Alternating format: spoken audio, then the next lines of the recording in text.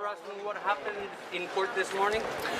Well, we heard from a witness, a computer expert, Professor Grothoff, who testified about the timeline that led to the release of the unredacted diplomatic cables in September 2011. It's very important to establish that because how that came about, because at the core of the entire argument here is that Wikileaks behaved irresponsibly and that the unredacted cable contained names of people that could be harmed, etc. So establishing what really happened before September 2011 is important. And Professor Grothoff was investigated the timeline, what led to that, and came to the conclusion that actually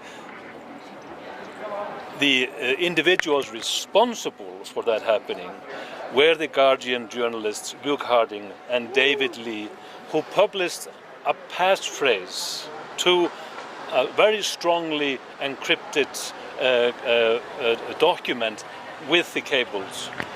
That happened in February 2011, 6 months before Wikileaks published. It was known, this irresponsible behavior by the Guardian journalists, which is inexcusable. And actually, even if people read this book, it tells the story of how Julian was so reluctant to give them the password and the documents that he even gave the Guardian journalist only part of the password, but whispered the part that was missing in his ear, because so it was never written down. And then go and actually publish it in a book is totally irresponsible.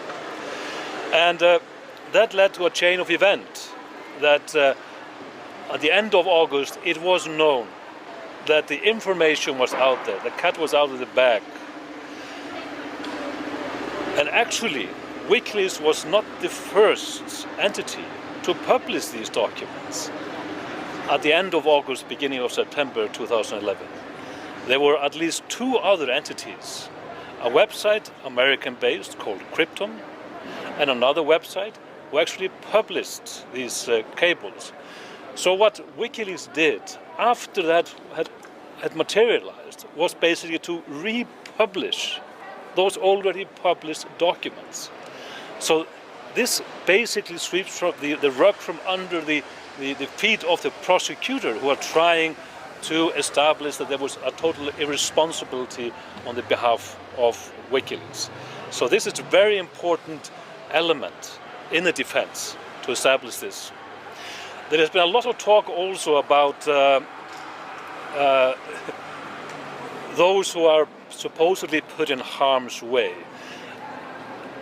And it's mentioned that those are names who have in brackets a label called strictly protect. And the prosecution is trying to establish that this means that these are individuals that could basically be killed if their names are exposed. That is absolute rubbish. This is not even an official classification. And if you actually just go online and look through these documents, strictly protect means the Americans have an interest in not revealing who their sources are. We are talking about here even MPs in Western countries, Labour Party, and individuals in Sweden, in the UK, in Australia, in my home country Iceland, in many countries where individuals were giving information to American embassy staff. That's important to keep in mind as well. Often it was newsworthy that people possibly working for their own government were passing information to the Americans. There's a different word for those individuals, but it's newsworthy to point out that some people were playing that game.